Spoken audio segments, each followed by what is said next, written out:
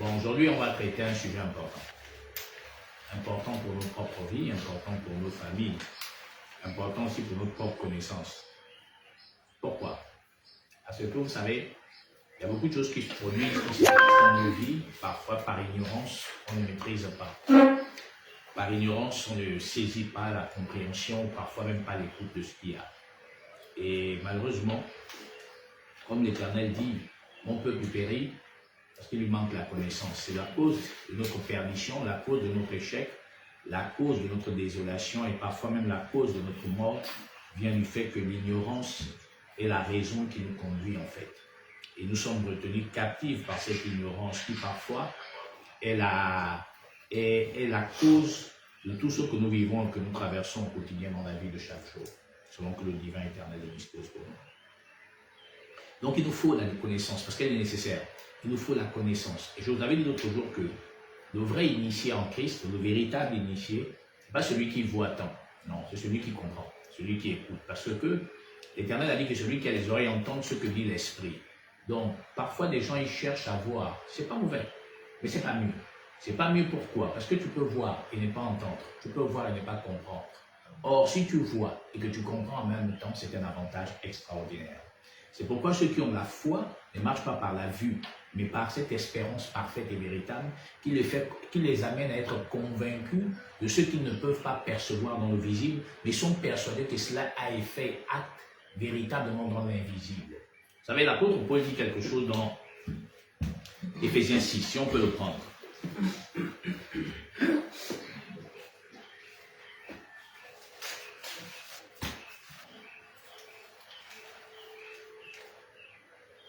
Éphésiens 6, à partir de la portion 10. Éphésiens 6, 10. Au reste, fortifiez-vous dans le Seigneur et par sa force toute puissante. Revêtez-vous de toutes les armes de Dieu afin de pouvoir tenir ferme contre les ruses du diable. Car nous n'avons pas à lutter contre la chair et le sang, mais contre les dominations, contre les autorités, contre les princes de ce monde de ténèbres, contre les esprits méchants dans les lieux célestes. Il dit que donc on n'a pas à lutter contre la chair et le sang. Mais si vous observez bien notre marche, notre vie de chaque jour, nous luttons sans cesse contre la chair et le sang. Et c'est ça qui est porté aujourd'hui dans les nations du monde, c'est-à-dire les religieux présentent à l'homme la chair et le sang qui devient la raison, la cause pour laquelle chaque personne qui va dans une assemblée, le but et l'objectif recherché, c'est à satisfaire la chair et le sang. Mais pourtant, dans le livre de Jean, dans son chapitre 1er, à partir de la portion 12 à 13, qu'est-ce que dit l'Écriture? Jean chapitre 1, portion 12 à 13. Jean 12 à 13. Mais à tous ceux qui l'ont reçu, à ceux qui croient en son nom, elle a donné le pouvoir de devenir enfants de Dieu, lesquels sont nés, non du sang, ni de la volonté de la chair, ni de la volonté de l'homme, mais de Dieu. Mais donc on dit que ceux qui l'ont reçu, ceux qui ont reçu la véracité, le pouvoir divin, par la prédication de la foi pour porter l'impréieuse éternelle, alors Dieu leur donne le pouvoir et la capacité, en quelque sorte, de devenir quelque chose de neuf, quelque chose de nouveau. Et cette chose devenue nouvelle n'est pas née d'une volonté humaine, n'est pas née d'un désir humain, n'est pas née d'un acte sexuel, n'est pas née du sang, n'est pas née de la chair, mais de la volonté de l'impréieuse éternelle. Et dans cette magnifiance manifestée, Dieu nous enseigne deux choses. C'est que nous ne pouvons plus avoir une affection ou une attache aux choses humaines. Nous ne pouvons plus avoir une affection, une attache aux choses matérielles. Plutôt à ceux qui sont invisibles. C'est pourquoi Colossiens 3:1 dit, si nous avons ressuscité avec Christ et on les regarde vers le haut, affectionnons-nous aux choses d'en haut et non à celles qui sont sur la terre. Et dans cette évidence véritable, l'Écriture nous dit, mais on n'a pas lutté contre la chair et le sang, puisqu'en réalité, nous savons que la chair et le sang n'héritant pas le royaume des cieux. Alors, contre qui ou contre quoi devons-nous lutter? Mais en vérité, la chair et le sang ne représentant rien, c'est l'esprit qui est important. Pourquoi? Mais parce que sans l'esprit, la chair n'a pas d'existence. C'est-à-dire sans le souffle de vie, la chair n'a pas d'existence. Or, l'esprit qui captive l'homme de la nuit, c'est un esprit ténébreux. C'est contre cet esprit-là que nous avons à lutter. Non pas contre la chair et le sang. C'est pourquoi vous allez remarquer que quand l'Éternel dit que cela lui arrivera à Jérusalem où il serait livré entre les mains des pécheurs ou des païens, alors Pierre lui dit, mais cela ne t'arrivera pas. L'Éternel lui retourne, il ne dit pas arrière de moi Pierre. Non, parce qu'il avait compris que ce n'est pas la chair et le sang qui ont parlé. Il dit arrière de moi Satan, car ta pensée. Voyez-vous que donc c'est la pensée le problème. Or, pensée veut dire esprit. Donc si donc l'esprit qui gouverne un homme de la nuit, c'est lui la cause, ou bien la raison pour laquelle en fait il y a la persécution dans ton existence en fait. D'où l'Écriture dit, on n'a pas lutté contre la chair et le sang, c'est-à-dire qu'on n'a pas besoin de détester les humains qu'on voit tous les jours. Mais par contre, le problème se trouve dans l'esprit qui le gouverne. Le problème se trouve dans l'esprit qui l'oriente. Le problème se trouve dans l'esprit qui le conduit. Le problème se trouve dans l'esprit qui l'habite, en fait. Et c'est lui la cause de ta persécution voulue par le divin éternel. Parce que rien ne se fait si l'Éternel ne l'a pas voulu, ne l'a pas permis. Or, c'est pourquoi vous avez remarqué que l'Éternel a dit, aimez vos ennemis. Il ne parle pas d'aimer l'esprit qui conduit cet homme, non. D'aimer l'humain que tu vois chaque jour. Parce qu'en fait, en réalité, lui, en fait, il est simplement un perdu, un égaré, un aveugle dont l'obscurité de la nuit conduit, en fait. Mais qu'est-ce que je gagnerai à l'haïr, en fait? Or, le vrai problème se cache derrière lui ou en lui, c'est-à-dire l'esprit qui conduit son existence. Vous pouvez la dire à Pierre, mais arrière de moi, Satan, car ta pensée. Dieu n'a pas dit arrière de moi, Pierre. Non, c'était la pensée, l'esprit qui conduisait Pierre à cet instant, du fait qu'il était encore dans l'obscurité de la nuit, et donc la ténèbre gouvernait son existence, donc ne pouvait s'exprimer que par la pensée qui l'orientait, puisque Pierre, en cet instant, était encore habité par le péché. Parce que le péché, c'est un esprit, en fait. Voyez-vous? Et donc, c'est ça le problème, en fait. Et donc, dans ce dont nous allons traiter ce matin, c'est à cela dont le Seigneur voudrait nous amener. Pourquoi? Mais parce que, vous savez, dans toutes nos familles, il ne faut pas qu'on se mente. On est d'abord Gabonais. Et en tant que fils du Gabon, nous savons tous qu'il y a le spiritisme, il y a l'occultisme. Il ne faut pas qu'on se mente. Il y a le vampire, comme on dit en français. Des counes chez nous en Poule. Donc, les aussi sont pleins. Mais le problème, c'est que c'est l'esprit là qui les conduit, qui est le problème. Pas les gens perdus. Parce que vous savez, quand il est là avec toi, il parle dans une nature humaine. Mais la nuit tombant, ou le jour, ou dans 5 ans de recul, quand ça monte en lui, toutefois pas sa personne, mais l'esprit qui le gouverne. C'est celui-là qui a dit, bon, maintenant, haï, déteste. Je vais vous dire aujourd'hui quelque chose, tout à l'heure. Je vous dis comment on transmet le vampire. Ça s'appelle la sorcellerie, hein. Très bien. Donc, voyez-vous que c'est ça le problème. Et dans nos familles, il y a des marmites. Comme il y a des serpents. C'est ça la vérité. Il y a des marmites comme il y a des serpents. Oui, ça existe. Et je vais vous dire une chose, le diable n'a rien créé. Donc, ça dit, Boulos n'a rien créé. Lui s'appuie sur ce qu'il a déjà vu, il falsifie. Vous voyez? Il s'appuie sur ce qu'il a vu et il falsifie. Il n'a pas créé quelque chose. Il n'est pas l'incréé, il n'est pas lui le créateur. Jamais. Le diable, si vous voulez, le vampireux, hein, c'est un maudit. Parce qu'il copie. Je vais vous dire, je vais vous poser une question très simple, toute bête. J'ai une question toute bête. Qui peut me donner le nom du diable en langue, dans sa langue maternelle? Pardon? Moulori. Moulori. Moulori, ça veut dire quoi? Non, j'ai dit le nom du diable dans ta langue maternelle. Là, comment il est posé? Pas le sorcier. Le sorcier, on sait dit Moulos, non? Très bien. Maintenant, le diable en langue maternelle. Je pense ici, il y a des Mienais, il y a des Ntébi, il y a des Pounous, il y a des Guissirs, il y a des Téké, il y a des Fans, et tout ça là. Bon, maintenant, Coco, comment appelez-vous le diable dans votre langue maternelle?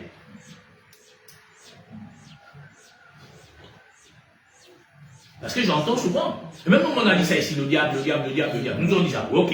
Maintenant, dernière là, je pose une question, pardon, hein, mais c'est en langue maternelle, comment on appelle le diable? Hein? En français, pratiquement. Pardon? En français, pratiquement. Oui, mais la langue française fait partie de notre culture aujourd'hui, mais c'est une culture qui revient du maître colon. Maintenant, moi je parle dans notre langue maternelle. Diable, c'est en français qui est une autre culture qui revient du maître colon. Maintenant, dans notre culture en tant que peuple bantou, en tant que Gabonais, chacun de nous ici a sa langue maternelle. Moi, je suis pour nous de Mouabi, précisément du sud du Gabon. Voilà, village Ngenda. Maintenant, dans nos langues maternelles, comment appelez-vous le diable? Le diable de Satan, c'est la même chose. C'est que dans certaines langues, on dit Satana. Mais c'est toujours, il y a tout le français. Donc, vous voyez que donc en réalité, il y a un problème de culture. Il y a un problème d'identité véritable, il y a un problème de révélation. L'autre jour, je vous ai dit que ce qui n'existe pas dans nos langues maternelles, c'est quelque chose qu'on a importé. Ce que je vous ai dit l'autre jour. Le blanc ne nous a pas importé Dieu, parce que l'homme noir est déjà spirituel dans sa nature. Regarde. De quoi se nourrissait l'homme noir avant? Vous allez remarquer que l'homme noir se nourrissait avant de tout ce qui est nature. N'est-ce pas? C'est-à-dire qu'il retirait tout ce qui est dans la nature, c'est avec ça qu'il se nourrissait. N'est-ce pas? Le blanc arrivé, il nous a déconnectés de la nature, en nous amenant des poulets qu'on pompe un peu de, je ne sais pas, de gaz ou je ne sais quoi, on le vaccine, il devient un poulet, en 2 jours il devient un gros poulet, tout le monde mange ça. Mais avant, on mangeait ce qu'on appelle bio, n'est-ce pas? Bon, si vous regardez la nature qui nous enseigne, toute la spiritualité réelle revient de la nature. Donc, l'homme noir est déjà spirituel né. Je dis bien l'homme noir. Parce que toute la composance de la nature est dans l'homme noir. L'homme noir est le seul être qui a les 5 natures du soleil. C'est-à-dire que les 5 composantes du soleil se trouvent dans l'homme noir. Donc l'homme noir, déjà dans sa nature, est un spirituel. Ça, c'est un fait. Secondement, quand tu prends dans nos langues maternelles le diable, ça n'existe pas. Très bien. Mais vous allez faire un constat. Dans nos langues maternelles, l'homme méchant a un nom.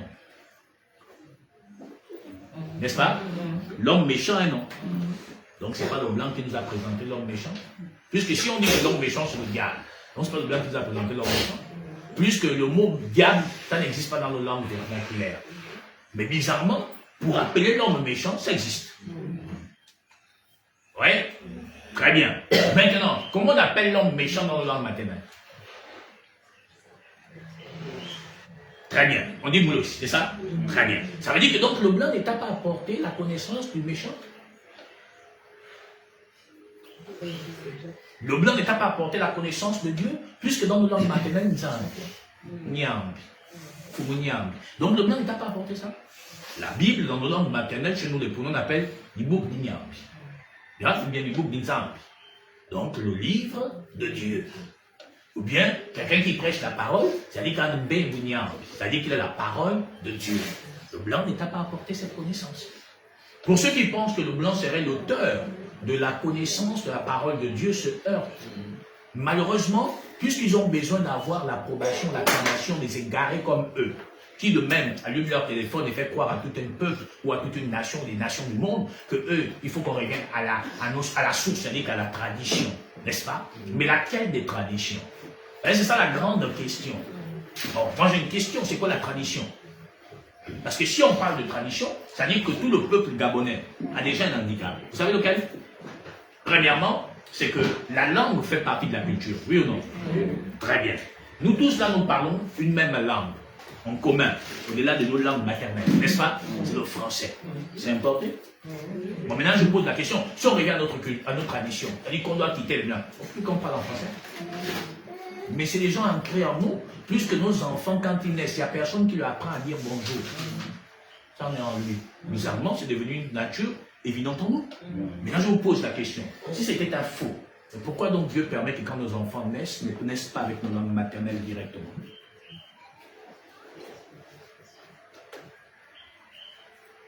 Dites-moi. Chacun d'entre nous ici est dans sa langue maternelle. Nombreux d'entre nous, quand on est, on ne sait même pas comment on dit bonjour en langue. Mais bizarrement, quand on est, l'enfant commence à savoir comment on dit papa, maman. Pourquoi il ne dit pas directement en langue papa, maman? Parce que ça veut dire que c'est devenu une seconde nature dans notre identité réelle. Ce qui veut dire qu'en fait, Dieu a approuvé. Sinon, Dieu n'avait pas approuvé. Quand nos enfants naissent, s'il est pour nous, il commence à dire Molo, ta, Molo, ma. Mais bizarrement, il dit bonjour en français. Ça veut dire que c'est né en nous maintenant. Ça veut dire que Dieu a approuvé ça. On fait le débat sur quoi? On fait un débat sur quoi? Vous savez, le problème, c'est que l'homme n'a rien compris. C'est pourquoi donc tu vas voir que quelqu'un dit, non, il faut qu'on revienne. On s'arrête 2 secondes. Je vais un autre jour, un ganga s'est garé là-dedans, qui passe souvent en Dieu en question. Mais comme c'est des bêtisiers qui s'y trouvent souvent. Alors il a dit, moi, on ne peut plus m'appeler Fabrice. Mon nom c'est Obama, ou quelque chose dans ce sens. C'est-à-dire qu'il ne veut pas qu'on lui donne un nom occidental. Ça m'a fait rire. Pourquoi? Mais quand tu prends ton téléphone et que tu t'exprimes, c'est en quelle langue? En français. Mais sinon, finalement, tu ne veux plus que d'avoir le prénom qui revient de l'homme du maître colon. Très bien. Mais donc, tu ne t'exprimes pas en français. Bizarrement, tu devrais t'exprimer en ta langue. Mais comme il est au cas, c'est que comme il est exemple fan, Il sait seulement que la communauté femme qui va l'entendre. Mais il a besoin que toute la communauté gabonaise l'entende, c'est-à-dire dans sa diversité des langues. N'est-ce pas? Il s'exprime en français. Et finalement, on ne voit pas qu'il dit ça une chose et son contraire. Mais c'est un tocard. En quoi le prénom impacte l'identité de quelqu'un? Il y a des personnes qui s'appellent Litengu, moi j'en connais. J'ai un frère à moi, il a occupé de hautes responsabilités dans ce pays. C'est parce qu'il s'appelait Litengu, il était monique. J'ai dit, il a occupé les plus grandes responsabilités dans ce pays. Est-ce que ce nom-là, parce qu'il s'appelle Litengu, ça a impacté son identité? Mais non, c'est des bêtises qu'on raconte aux gens. Ce n'est pas une affaire des noms. Donc, si moi je m'appelle Fabrice, donc le fait qu'il m'appelle Fabrice, comme m'appelle Fabrice, j'ai perdu mon identité. Mais est-ce que le prénom définit l'identité de quelqu'un? Mais si donc le prénom définissait l'identité de quelqu'un, ben on s'arrête 2 secondes. Il y a des gens qui s'appellent Dubois, qui sont des milliardaires. Donc le bois, c'est bien des milliardaires. Il y a des gens qui s'appellent Ducon, qui sont des personnes respectables dans les pays occidentaux. Arrêtons-nous 2 secondes. Vous comprenez que quelque part, on est dans une bêtise quotidienne. Ce n'est pas ça qui va nous définir. On a des vrais problèmes. Le problème, je vous ai dit, le premier signe qui démontre que dans une famille, il y a des problèmes, c'est la pauvreté. Quand il y a la pauvreté, il ne faut même pas réfléchir. L'écoute, c'est-à-dire qu'il y a la sorcellerie là-dedans. Pourquoi? C'est le premier signe. Le pays, on dit le plus grand pays mystique au monde, qui soi-disant aurait la plus grande magie au monde, l'Inde. Quel est le premier signe qui démontre que ce pays a un problème? La pauvreté. C'est l'un des pays les plus pauvres au monde, même si on vous chante dans les médias qu'ils vivent bien. Allez voir comment ils vivent, dans quelles conditions. Arrêtons-nous 2 secondes. Donc, le premier problème qu'il y a dans le Gabon, dans notre pays, le Gabon, le premier signe qui démontre qu'il y a un problème mystique, c'est la pauvreté. Je dis bien, c'est la pauvreté, le premier signe qui démontre qu'il y a un problème mystique. C'est le premier signe. Maintenant, si vous prenez toute la nation gabonaise, et je le disais l'autre jour à la sœur, Prostate, je dis que tu sais, chaque peuple mérite son dirigeant. La même manière que vous voyez des gens qui nous dirigent là, c'est la même manière que les Gabonais se comportent. Le tribalisme. Vous savez, la jalousie, l'envie, la haine, la murmure, le combocha, les bruits de couloir, c'est la nature des dirigeants du Gabon. Ça reflète la réalité de la société gabonaise. La différence dans les familles, là où le dernier, c'est le cadet, non? Voilà, il a réussi. L'aîné devient son esclave. C'est la réalité du Gabon.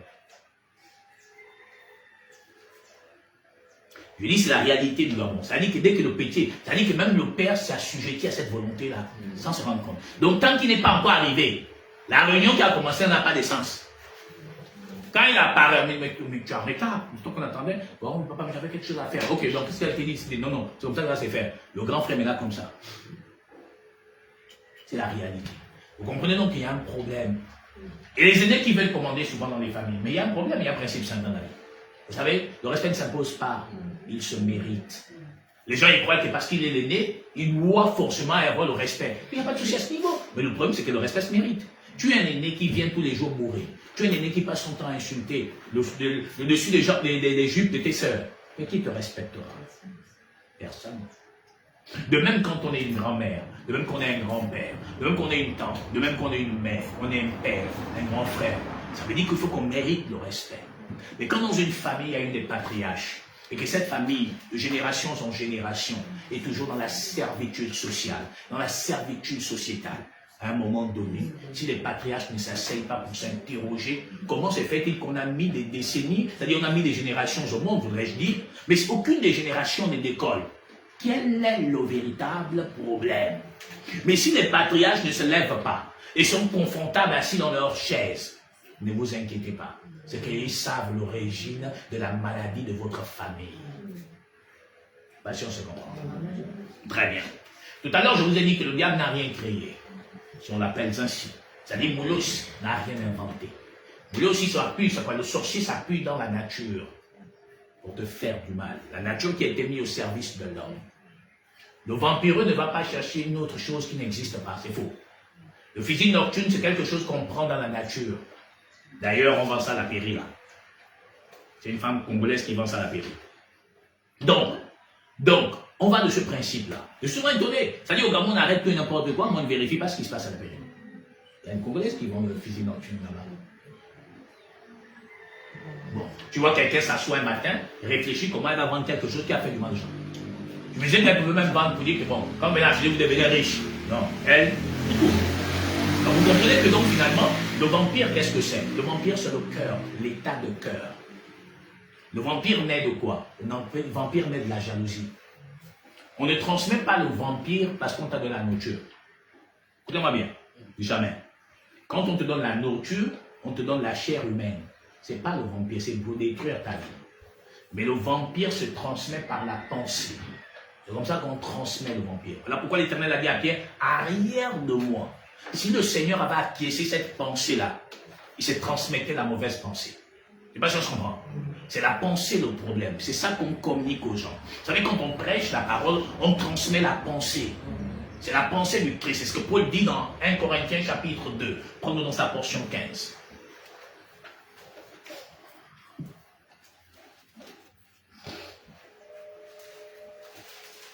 1 Corinthiens 2,15.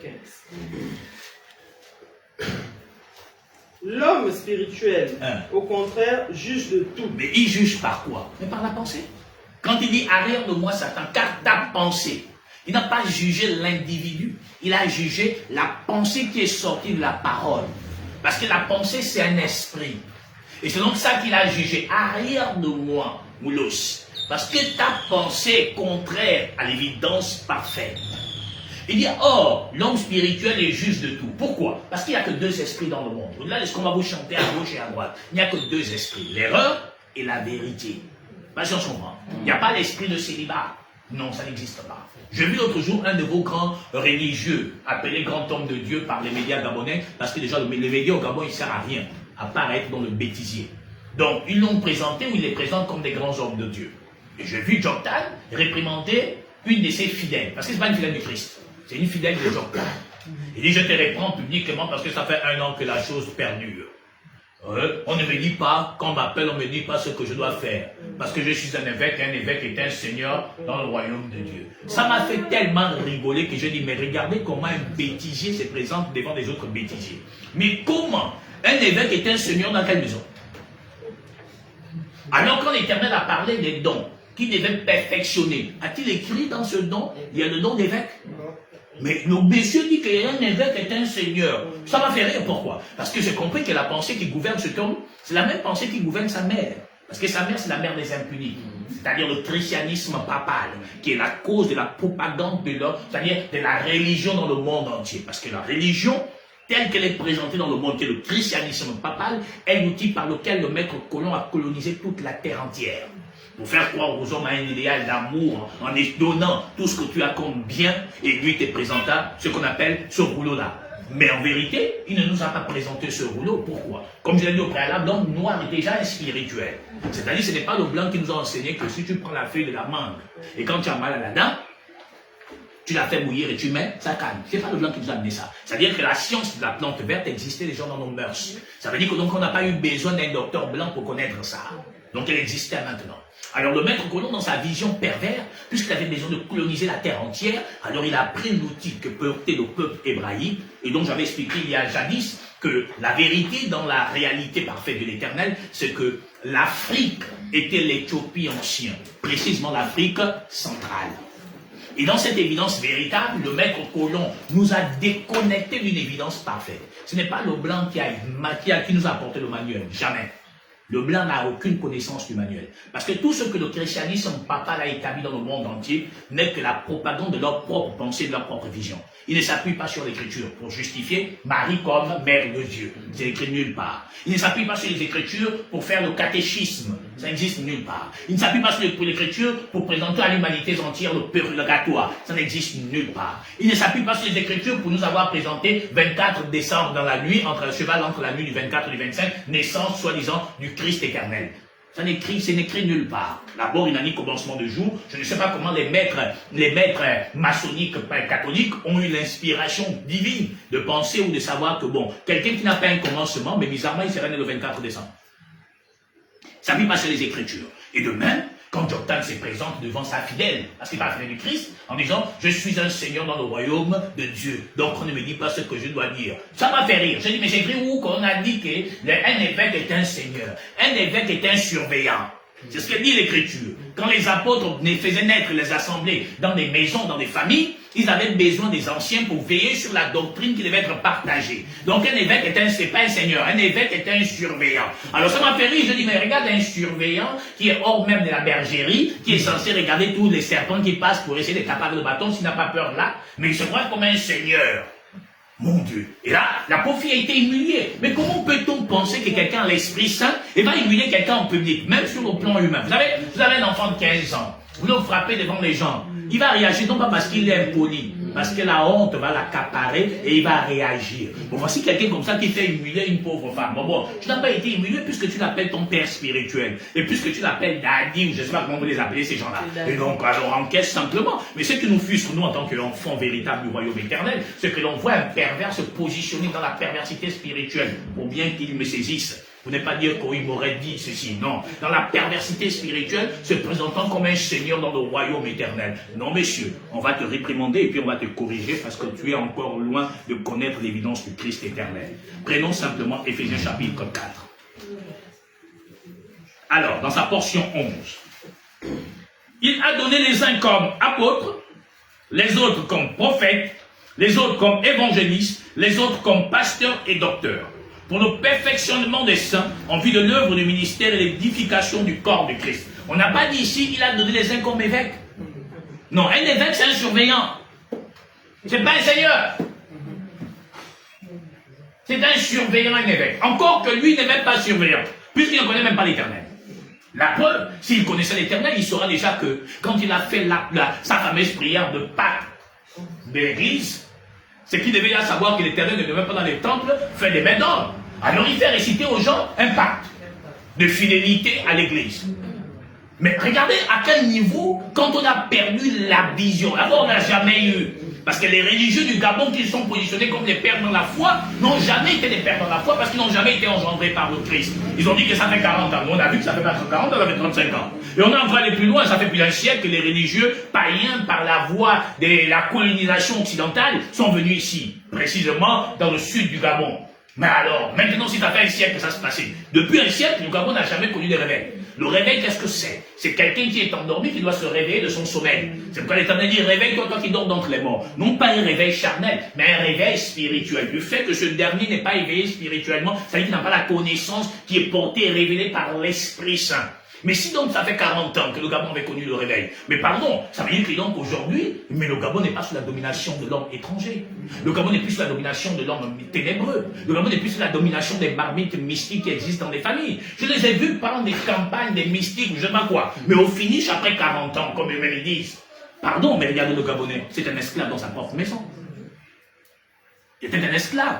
Comment dans une nation où la puissance de Dieu est censée être depuis 40 ans, mais alors on retrouve toujours que le problème du Gabon et la cause du Gabon, la maladie du Gabon c'est quoi? C'est les pharmaçons. Parce que la fraternité maçonnique domine ce pays. Et c'est ce qui fait que le Gabon n'avance pas. Parce que les pharmaçons n'ont qu'une seule vision, le partage de leur propre nourriture entre eux. Puisqu'ils estiment que le Gabon est leur propriété. Et même ces religieux-là, s'il y en a qui sont même des maçonniques, en plein. Mais alors, comment quelqu'un dont l'eau qui sort de sa bouche est dégueulasse, va-t-il te donner de l'eau pour assouvir pour te désaltérer? C'est de l'eau empoisonnée, c'est un venin. La parole, elle est dangereuse parce qu'elle est un venin. Et c'est un venin qui rentre en toi. Et ça, c'est parce que dans le jardin, j'ai vu l'autre jour, dit que non, le serpent avait couché avec elle. J'ai dit, mais comment tu peux être aussi nul? Donc le serpent, c'était un humain. Et puis ils ont mis au monde un humain. Non, c'est le mensonge qui a été donné. Elle a cru au mensonge, comme cette jeune femme qui croyait, bon, lève-toi, je vais te donner leur enfant. Ah, même, elle ne se lève pas parce qu'il est beau, parce qu'elle a entendu. C'est la parole, c'est ça la cause de l'échec. C'est ça la cause de la maladie dans le monde, c'est-à-dire le péché, qui est la cause de l'échec de l'humanité. Mais ça n'a rien à y voir avec le fait qu'ils auront couché ensemble, non.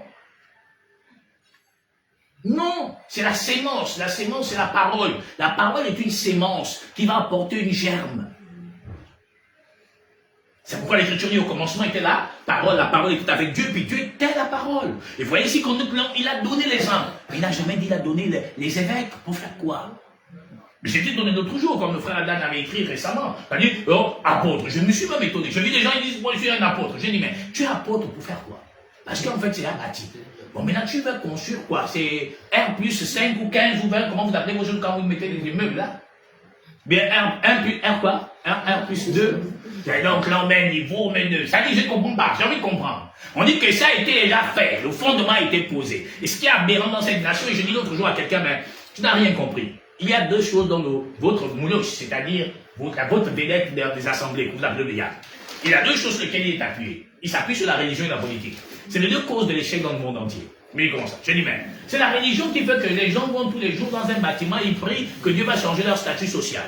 Mais pendant ce temps, le pasteur, son statut social a changé.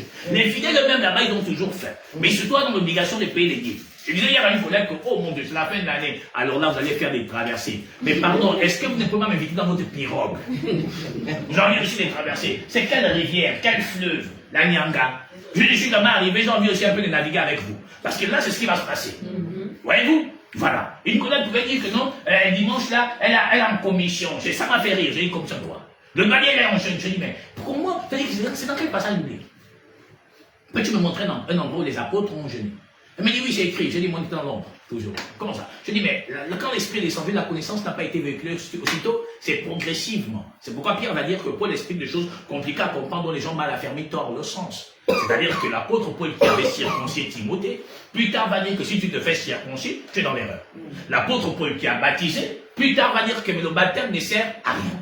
Mais pourtant, je vois un Camerounais qui passe partout dans les pays là pour dire que non, il faut vous faire baptiser. Et je le vois sur dans les rivières, il tremble. Je dis que mon Dieu, regardez le bêtisier. Et là, il fait croire aux gens que quand on est trempe dans les eaux, tu as reçu l'esprit, tu es baptisé de Dieu. Mais mon Dieu, on dit que c'est un langage spirituel pour les choses spirituelles. Comment alors la spiritualité va s'identifier à ceux qui n'héritent pas le royaume des cieux? En quoi le fait de me tremper dans les eaux me définit ou me qualifie à être un homme appartenant au corps éternel du Christ? Mais pourtant, c'est ce qui se passe. Et alors, on appelle aussi maintenant le renouveau, la lumière. Et j'ai vu ici son logo, une épée avec les aigles. Ça m'a fait rire. J'ai dit, mais mon Dieu, quel apôtre avait une épée, un logo avec l'épée et puis les aigles? Vous voyez, on copie toujours l'humanité. Et on veut faire croire aux gens qu'on est différent de l'humanité. Mais en quoi? Alors, le vrai baptême, c'est au nom du Père, du Fils et de l'Esprit. J'ai dit, mais monsieur, moi, je ne suis pas allé à l'école, je me suis arrêté en Batavia. Je suis un fils de Ngaïna, de Moabi. Donc, là-bas, chez moi, peut-être qu'on n'a même pas encore conçu la première école. Mais qu'est-ce que je sache, c'est quand même que Père, c'est pas un nom, c'est un titre. Fils, c'est pas aussi un nom, c'est un titre. Saint-Esprit, c'est pas un nom. Mais on a dit le nom. Quel nom? Mais Apocalypse 19 nous a donné le vrai nom. Pardon. On dit son nom est la parole. En mieux, il dit que personne ne connaissait son nom si ce n'est que lui-même. Ça veut dire que donc encore aujourd'hui, personne ne connaît le nom de l'Éternel. La preuve, c'est qu'il dit toujours Jésus. Mais on a dit que Jésus c'est un mensonge. Il dit, oh non, vous êtes démonies. Moi, je me sens bien quand je dis Jésus. Oh, moi, quand je dis Jésus, les démons crament. Je dis, mais depuis 40 ans, tu dis Jésus. Les démons du Gabon n'ont pas encore fait des parties. Ils sont tout le monde au Gabon. Mais pourtant, vous faites des campagnes, vous découpez, vous tuez, vous fusillez. Les mêmes démons sont là. Mon Dieu, mon Dieu. Tu imagines, j'ai vu l'autre jour, il y a jadis, en 2009, Nadi Ali Bongo a gagné. Oh, je vais donc j'étais au sol chez moi à Québec là-bas. Oh mon Dieu. En train de pleurer, dit, oh mon Dieu, on va encore souffrir. J'ai dit, mon frère, mon Dieu. Mais pourtant, tu es allé à l'église universelle. Dieu t'avait pas dit qu'Ali Bongo devait être élu. Il s'est jeté au sol avec sa femme. Il pleurait. Oh, Ali a encore gagné les élections. Oh mon Dieu, ça c'est le bon Seigneur. J'ai dit, mais toi, tu vas à l'église universelle. Dieu t'avait pas dit qu'Ali va gagner. J'ai dit, vous êtes dans un rêve qui vous dépasse. Personne ne peut aller avec les bongos au pouvoir. Alors, comment ça? J'ai dit, mais que vous rêvez? Quand Dieu n'a pas décidé, ça n'arrivera pas. Mais pourtant, tant de prières, tant de jeûnes. J'ai vu l'autre jour, là, les ministres du Gabon, allez maintenant au palais des sports. Avec vos pasteurs.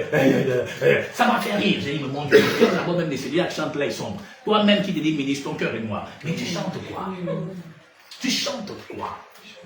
La conversion est le tout qui manque aux nations du monde. La conversion n'est transmise et donnée que par l'esprit. En dehors de lui, il n'y a personne qui peut transmettre la conversion. Alors, ils ont fait naître tous les mouvements que vous connaissez, malheureusement. Les baptistes, les éveillés, les protestants, les baptistes, tous sont nés. Et au final, dans l'histoire, nous tous on se pose la question, mais finalement, qui est dans la vérité? Personne. Parce que vous savez, le peuple gabonais, un peuple qui a faim. Et comme il a faim, il ne fait pas la différence entre les graines de sable et les graines de riz. Elle mange seulement. Mais il ne sait pas que depuis là, elle mange que le sable. Voyez-vous? Et c'est ce que les gens vivent. Mais maintenant, aujourd'hui, nous sommes dans les familles. Nos familles là, il y en a plein. Bikoum. C'est-à-dire la sorcellerie existe. Ne vous trompez pas. J'ai suivi un documentaire, une parenthèse, où dans ce documentaire, on raconte que Chirac était tellement bas dans les sondages pour sa première élection. Je ne sais pas si vous l'avez suivi. Et alors, il y a quelqu'un qui demande dans ce reportage que Chirac a fait appel au feu Omar Bongo. Et feu Omar Bongo lui aura envoyé un marabout sénégalais. Et Chirac a fini président de la République gabonaise. Ça veut dire que même le blanc, il va voir. Regardez un peu. Le blanc, Chirac, devient Chirac. Vous comprenez un peu? C'est qu'il y a un problème. Donc même le blanc aussi, donc cherche même ce que souvent les gens cherchent ici. Le blanc. Et ben, mais je croyais que comme il était un intellectuel, la franc-maçonnerie c'était un grand maître maçonnique. Mais bizarrement, il a fait recours à un marabout. Vous qui êtes dans la pharmacie, souvent on m'amusait. Vous avez des grosses voitures, c'est vrai. Mais vous ne dormez pas bien. Parce que moi, je dors bien. C'est que de temps en temps, les petits maudits là m'attaquent un peu. Mais c'est normal, il faut qu'ils m'attaquent. Parce que je suis dans cette nature de lumière. Mais maintenant, toi qui n'as pas les attaques puisque tu le sers, c'est toi, Marang, membre. Pourquoi tu marches les fesses comme le haut? Bel homme, membre, Namarang. Le fait que tu te lèves, mon crâne, c'est mouillé. Mon Dieu. Oh, tu es fier. Fier, pourquoi? Maman, c'est ça les femmes. Maman, babla, oh, maman, tu as fini là. Non, Maloum, tu cherches maintenant le sang. Il faut que je boive. Mon Dieu, ça quelle vie. Je peux faire manger mon pain sec. Moi, je suis sûr que quand je dors, quand je prends mon téléphone, je salue mes nièces, elles sont en vie. On ne peut pas dire que c'est Nzamba parce qu'il voulait que l'église devienne plus grande que la terre. Ah, Dieu merci. On ne peut pas dire que oh, quelqu'un avait fait là-bas au Nzamba a violé quelqu'un. Dieu merci. C'est ça ma fierté. Mais donc c'est la grande voiture. Oui, oui. Bébé!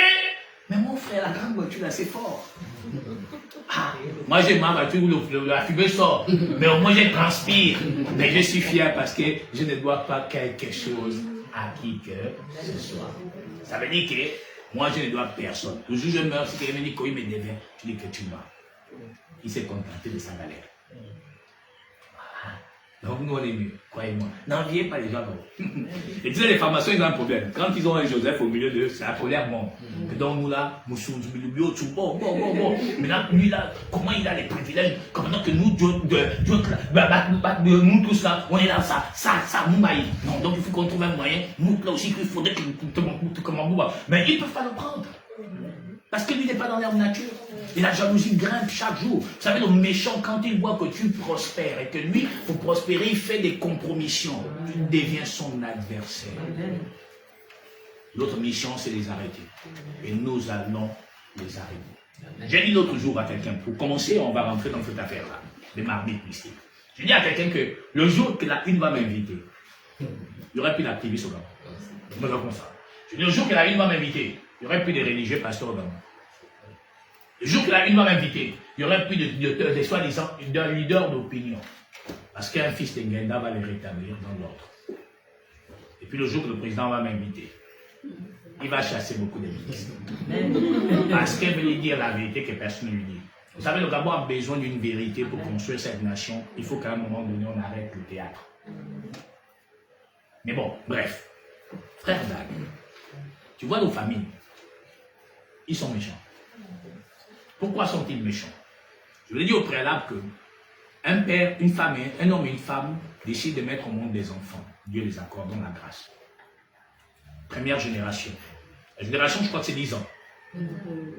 10 ans plus tard, 3 décennies, 4 décennies, il y a toujours la pauvreté. Il y a toujours la misère. Pensez on est prospère dans les études, c'est bien un problème. Pensez sincèrement que Dieu a permis que ces femmes-là mettent, de ce genre-là, ce couple-là mettent au monde des enfants. Personne ne fait les cas. Tous deviennent des braqueurs, tous deviennent des ivrognes, tous deviennent ci, tous dans la prostitution, tout ça. Non, il y a un problème. Le premier signe dans une famille, vous comprenez qu'il y a des classes qu'on appelle la sorcellerie, c'est qu'il y a la pauvreté. Elle est d'abord intellectuelle, elle est spirituelle, elle est physique. Si vous voyez ces 3 choses dans une famille, c'est qu'il y a le vampire à l'intérieur. Parce que c'est anormal. Maintenant, quand on aime ses enfants, on doit s'asseoir après avoir vu qu'on a mis 1, 2, 3, 4, 5. Il n'y a pas de résultat. On doit s'asseoir. Pour dire que, pardon, venez en réunion. Si c'est nous qui vous maudissons, si c'est nous qui faisons que les choses n'avancent pas, chez nous, les Founans appellent ça mou, la bénédiction. C'est-à-dire qu'on parle, après on crache les enfants. On dit que partez. Allez chercher même chez ce qu'on appelle souvent chez les Noirs. S'ils nous accusent, ils disent que c'est nous, on viendra vous libérer. Ça, c'est une famille qui a compris pourquoi ce n'est pas normal qu'une famille continue dans cette situation-là. Mais où tu vas voir que les parents se plaisent, mais indexent les enfants. Vous ne faites rien, vous me fatiguez, vous mangez ma nourriture. Comment ça vous méfiez? Si vous êtes dans une famille où vous voyez l'oncle et la nièce, ou la nièce et la tante, où le père avec les enfants ne s'entendent pas, où les tantes se suivent avec les oncles tous les jours, questionnez-vous. Parce que le sorcier, c'est quoi? C'est le plus grand divers. C'est-à-dire qu'il sait faire ce qu'on appelle divertir quelqu'un. Ces deux gens que vous voyez s'insulter tous les jours, la nuit sont un. C'est moi qui vous dis ça aujourd'hui. Je dis ceci, si vous voyez un oncle détester sa nièce, il s'insulte, il n'aime pas se voir, la nuit ne forme que un. Parce que l'objectif, c'est de vous faire croire qu'ils sont ennemis dans la journée. Mais dans la nuit, ils ne sont pas ennemis. Ils marchent ensemble. Je sais de quoi je parle.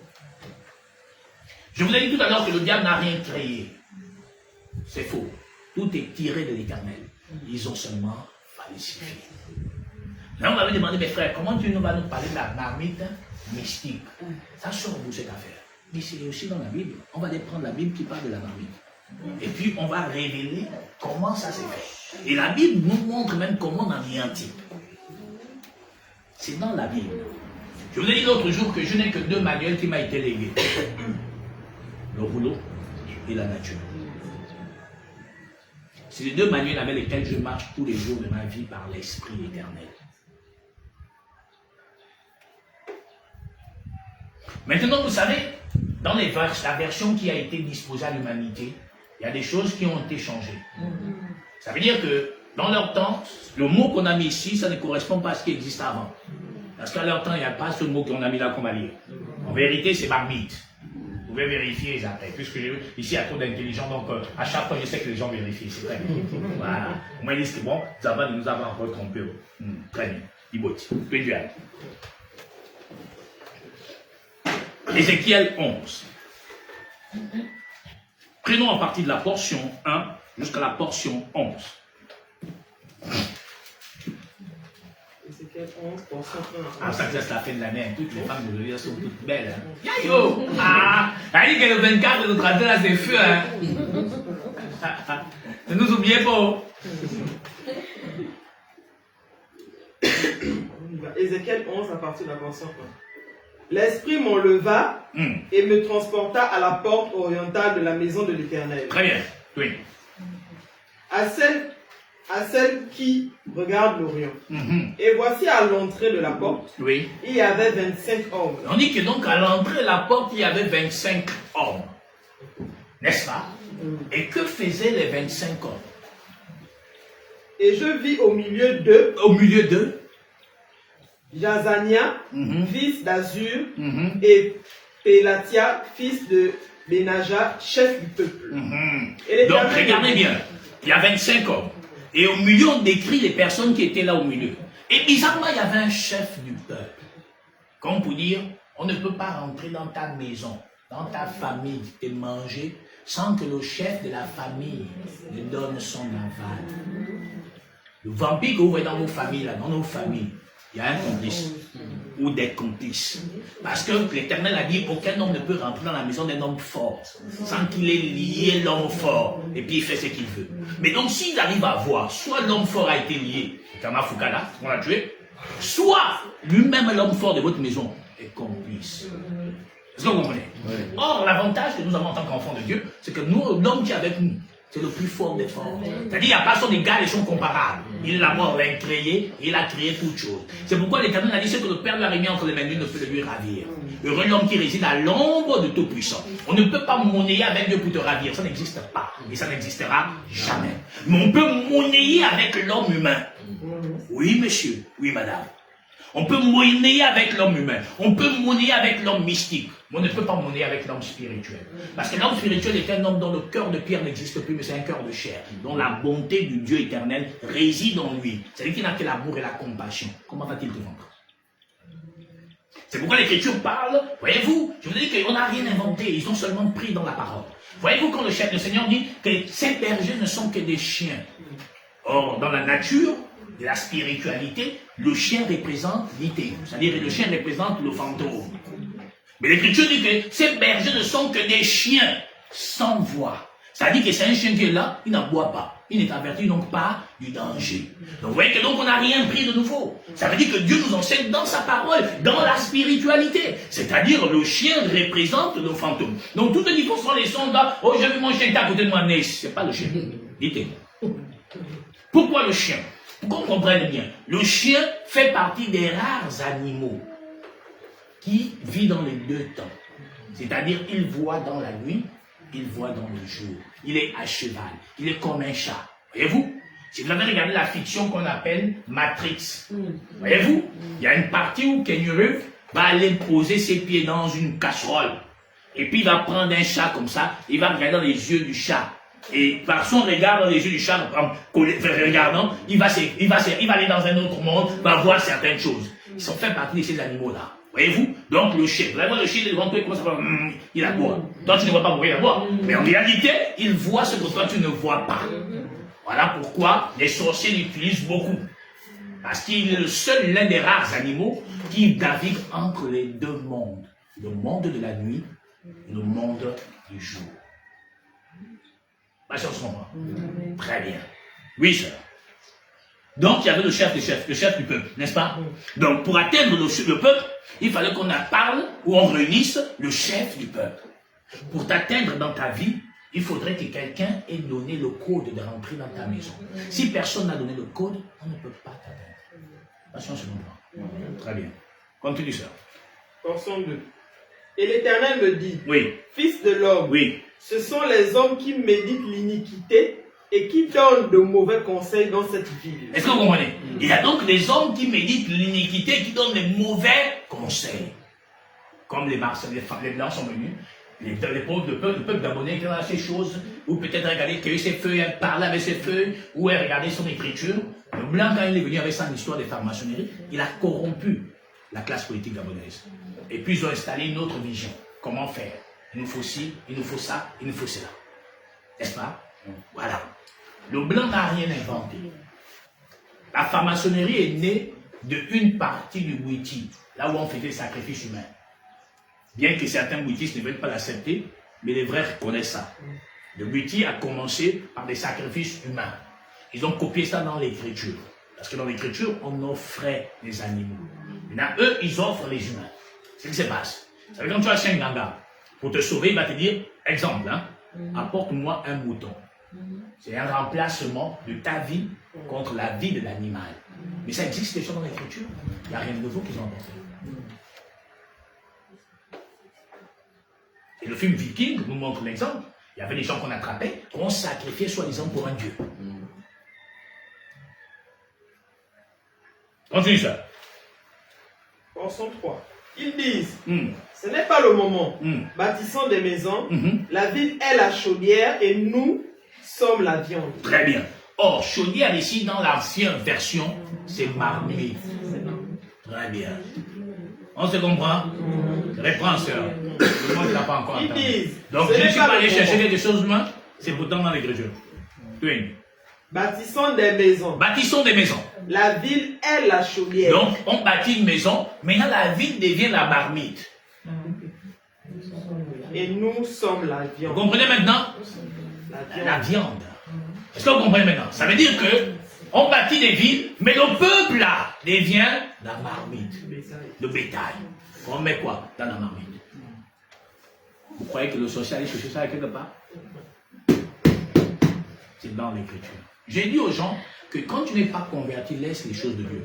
Parle ta politique, parle tes choses du sexe que vous parlez souvent dans vos réseaux sociaux. Laissez la parole de Dieu au Fils de Dieu. Et puis nous, on va venir vous parler ce que vous ne connaissez pas. Est-ce qu'on allait chercher autre chose? C'est dans l'écriture. C'est là, non? Quand les gens se sont venus avec des bonnes intentions et des mauvaises intentions. C'est pas eux-mêmes qui ont parlé ça en disant que bon, maintenant, la femme devient la marmite et puis nous-mêmes, nous sommes la viande. Comment on met tout? Mais quand on met quelque chose dans la marmite, on met au feu, et je dis juste le poulet et la queue, c'est pas quoi? Ah! Dieu nous a tout dit. Continue ça. Verset 4. Oui. C'est pourquoi prophétise contre eux. Prophétise fils de l'homme. Oui. Alors l'Esprit de l'Éternel tomba sur moi et il me dit, Oui. ainsi parle l'Éternel, vous parlez de la sorte, maison d'Israël, et ce qui vous monte à la pensée, je le sais. Donc c'est une pensée qui leur est montée. C'est-à-dire, or, on n'est pas dit que la pensée représente quoi? Un esprit. Or, je dis là maintenant à Éphésiens qui a dit quoi? On n'a pas lutté contre la chair et le sang, mais contre les esprits méchants répandus dans les lieux célestes. Donc le problème de l'humanité, c'est la mauvaise pensée qui oriente l'homme dans le mauvais acte, dans la mauvaise action, dans les mauvaises, je sais pas, pratiques. C'est vrai. Et c'est ça qui amène ça. C'est-à-dire, ils se réunissent. Mais il a fallu le chef du peuple pour que le peuple soit pris en confusion. De même, pour t'atteindre, toi, dans ta famille, pour t'atteindre dans ta maison, il faut qu'on voie le chef de la maison. Si on a donc le code par le chef de la maison, c'est qu'on peut t'atteindre. Donc la misère, la pauvreté dans les familles sont dues en général dues au patriarche des familles, ou aux arrière-grands-parents, ou aux grands-parents, ou à la mère, ou au père. Il n'y a pas forcément, c'est-à-dire, il n'y a pas d'explication pour ne pas dire que, mais comment on souffre, pourquoi on est pauvre, pourquoi les gens ne font pas les écoles. Pourtant il n'y a pas de maboules, les gens arrivent à bien lire, à écrire, à comprendre des choses, mais quand ils vont à l'école, chaos total, c'est qu'il y a un problème. Le problème c'est que le chef de ta maison a été corrompu. Le problème, c'est que le patriarche de ta maison a vendu le code. Parce que tu ne peux pas rentrer dans ma maison si la porte est fermée. Qui t'a donné la clé? Je vis avec ma femme. Donc, ça veut dire que si tu as la clé de ma maison, c'est que ma femme t'a donné la clé, parce que moi, je ne t'ai pas donné la clé. Si tu as la clé de ma maison, c'est que mon mari t'a donné la clé, parce que moi, je ne l'ai pas donné la clé à quelqu'un. Je ne sais pas si on se comprend très bien. Et c'est ça la cause de nos problèmes aujourd'hui. Le Gabon est en détresse, pourquoi? Parce que les gens qui étaient censés être les gardiens du Gabon ont vendu les codes du Gabon. Et ce qui fait que donc, ayant vendu les codes du Gabon, l'homme gabonais devient l'esclave, puisque tout est à nu. Ça veut dire qu'on n'est plus caché. Quand Adam et Ève ont péché, ils ont perdu le manteau spirituel. Ils sont réfugiés à quoi? À la nature. En prenant la nature pour construire leur nudité. Mais dans la spiritualité, ils sont nus. Le vêtement que nous portons cache la nudité physique, mais elle ne couvre pas la nudité spirituelle. Et alors quand le patriarche ou le chef d'une famille vend le code d'une maison, ça veut dire qu'il donne accès à tous les méchants de pouvoir venir se servir quand ils veulent. Alors quand ils viennent se servir, va naître la stérilité. Il n'y a plus de fécondité. Parce qu'il ne faut pas oublier une chose. Je ne voudrais pas conseiller dans l'ignorance. La première chose quand Pharaon a regardé le peuple hébraïque, c'est quoi? Parce que nous sommes le véritable peuple hébraïque. Qu'est-ce qu'il a regardé? La première chose que Pharaon a regardé quand il a vu le peuple hébraïque, qu'est-ce qu'il a vu? Il a vu quoi? Il a vu la fécondité. Pourquoi? Aujourd'hui, les fils de Pharaon, les fils d'Édom, quand ils regardent, quand ils parlent dans leurs grands médias, ou quand leurs grands médias s'expriment, ils parlent de quoi? De la fécondité du peuple noir. Est-ce que vous comprenez maintenant? Mais comment vous pouvez me dire que celui qui ne parle pas de nous? Il n'a pas regardé le pouvoir spirituel d'abord. Il a regardé la force physique. Parce que le blanc sait que le noir, spirituellement, il est déjà calé.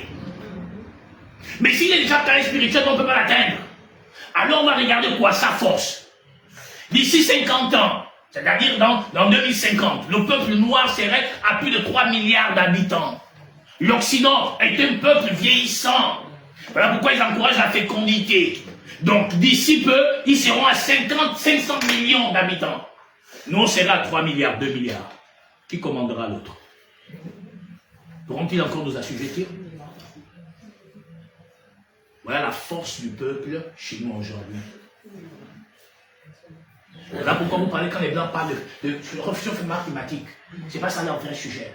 Leur vrai sujet, c'est le nombre du peuple noir qui les fait croître. La jeunesse africaine, 68% de sa jeunesse est jeune. Le peuple occidental, 68% est vieux. C'est leur plus grande crainte. Et c'est la première chose que Pharaon a vue. Alors il faudrait bloquer la stérilité. Il ne faut plus que ces femmes enfantent. Or, quand ils rentrent, on a vendu les codes de votre maison, alors qu'est-ce qu'ils font? Plus de fécondité. Parce qu'il faut effacer la mémoire et l'histoire de cette famille.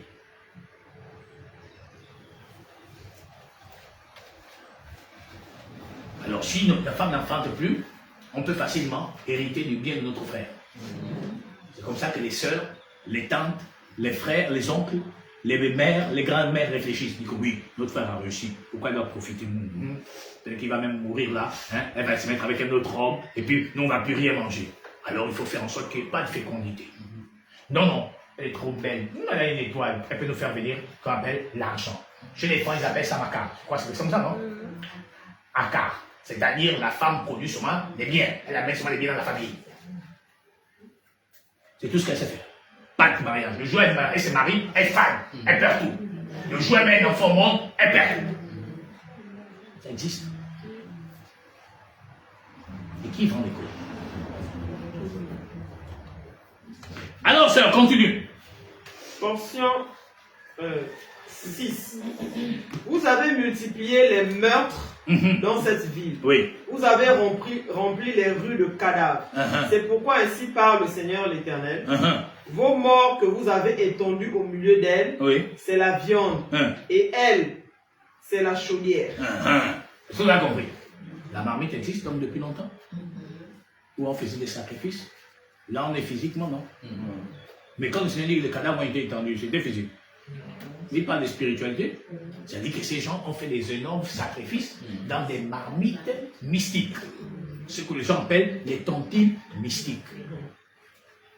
Ça existe dans nos familles. Et l'Éternel se met en colère pour dire, mais c'est trop. Vous avez vos marmites, mais vous faites que tuer. Parce que je veux vous dire, dans la marmite mystique, qu'est-ce qu'on met? On met du sang. Oui, monsieur. Ils se nourrissent du sang. Et je vous ai dit qu'on transmet aux vampires pas parce qu'on t'a fait manger la nourriture. On t'a fait manger la nourriture, tu te donner la viande, la chair humaine. Mais on transmet la sorcellerie par la pensée. C'est comme ça qu'on transmet la sorcellerie. C'est par la pensée. C'est pourquoi quand le diable a séduit Ève, il a transmis sa pensée. Quand les pasteurs religieux convertent, c'est-à-dire séduisent les gens dans les assemblées, c'est la pensée. Donc quand une masse elle est la pensée. C'est comme ça qu'on transmet le vampire. Du coup, c'est par la pensée. On te fait adhérer à une pensée. Tu as vu quelqu'un, il a reçu, il a eu le diplôme. Maintenant, il va travailler, par exemple, à BC ou à BGFI. Arrivé là-bas, on va maintenant lui faire quoi? On va lui donner une autre vision, une autre pensée. Non, mais tu sais, tu peux rentrer, tu vas devenir quelqu'un, oui, tu vas être ceci, voilà, etc. Donc voilà, mais on laisse les gens, ils racontent dans les quartiers. La franc-maçonnerie, c'est pas un problème, c'est un endroit où on éveille son esprit et tout ça, etc. Donc t'es baratine. Et là, tu vas quoi? Tu vas adhérer à la pensée. Et quand cette pensée maintenant te contrôle, tu commences à marcher comme eux.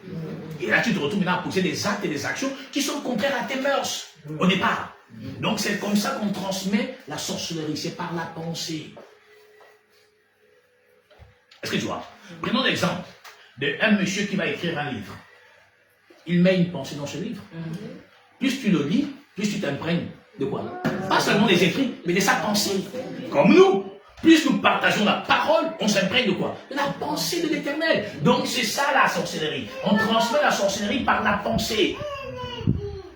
C'est pourquoi on dit les mauvaises compagnies corrompent les bonnes mœurs.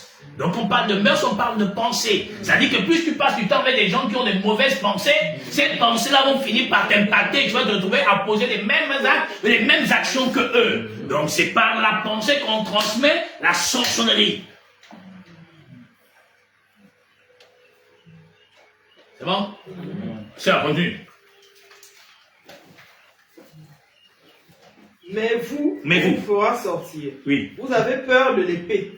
Et je ferai venir sur vous l'épée, dit le Seigneur l'Éternel. Voyez-vous que donc ces gens qui ont la marmite, et donc qui se nourrissent, ou qui mettent dans cette marmite du sang humain, ont peur d'une seule chose, la parole. C'est-à-dire donc révéler leur identité, leurs actes, leurs actions. C'est ça qui les fait peur. Donc en réalité, ils n'ont pas peur du fait que tu les insultes. Tu es tout ignorant. Mais quand tu t'éveilles spirituellement, tu découvres comment anéantir la marmite. On ne l'anéantit que par quoi? On verra. La suite. Verset 9. Je vous ferai sortir du milieu d'elle, je vous livrerai entre les mains des étrangers, et j'exercerai contre vous mes jugements. Vous tomberez par l'épée. Je vous jugerai sur la frontière d'Israël, et vous saurez que je suis l'Éternel. La vie ne sera pas pour vous une chaudière, et vous ne serez pas la viande au milieu d'elle. Voilà. Donc Dieu nous donne une promesse, que nous ne serions pas dans la marmite, et ils ne seront pas la viande qui serait servie par cette marmite. Mais ceux qui commettent ce genre d'actions et des actes, ou qui font vivre ça, deviendront des esclaves par l'étranger. On est quoi? Aujourd'hui, nous sommes quoi?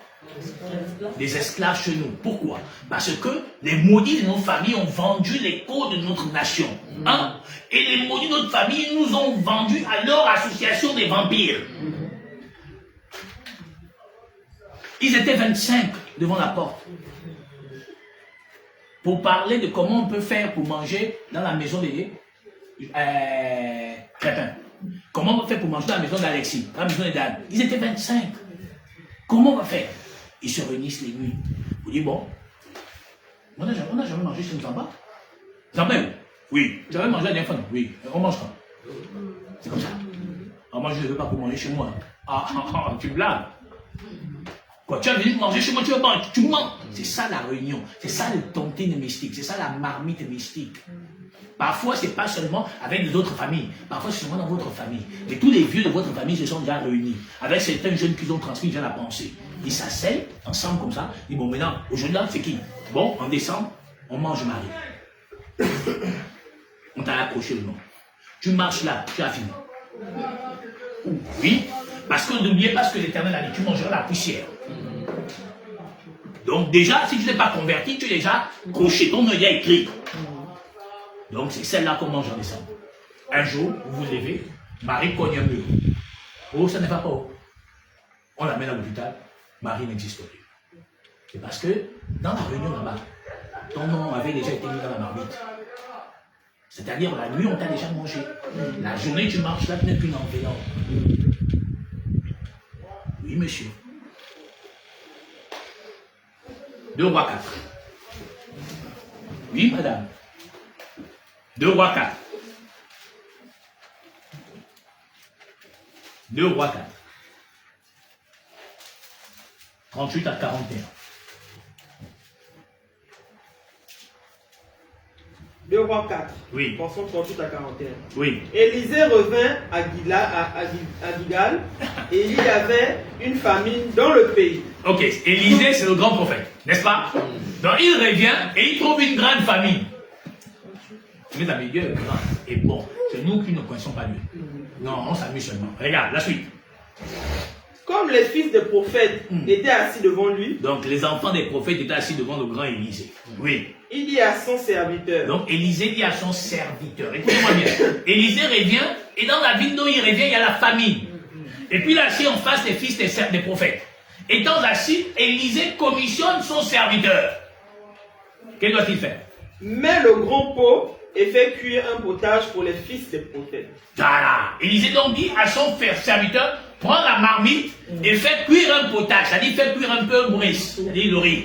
Parce que juste qu'il y a la famille, non? Voilà. Donc, un peu biouch. Donc, qu'est-ce qu'a fait le serviteur d'Élisée? L'un des deux sortit dans les champs pour cueillir des herbes. Écoutez-moi bien. Mais Élisée s'adressait à moi à qui? Très bien. Mais la suite dit, maintenant, l'un d'eux est sorti. C'est-à-dire qu'il y a quelqu'un qui n'a pas été commissionné qui est sorti. C'est pas moi. N'est-ce pas? Mais on ne t'a pas dit. Pourquoi tu sors? C'est ça qui se passe souvent dans les familles. C'est pas à toi qu'on a légué ce qui peut faire prospérer, exemple, la famille. Mais tu veux te précipiter à aller voler. C'est ce qui se passe. Beaucoup de problèmes dans les familles, c'est ça, la jalousie mousse. C'est là dont je l'ai dit tout à l'heure, la sorcellerie c'est le cœur, le mauvais cœur. Et il se lève, il part. Il va où? Dans les champs, n'est-ce pas? Regarde la suite. Pour cueillir des herbes.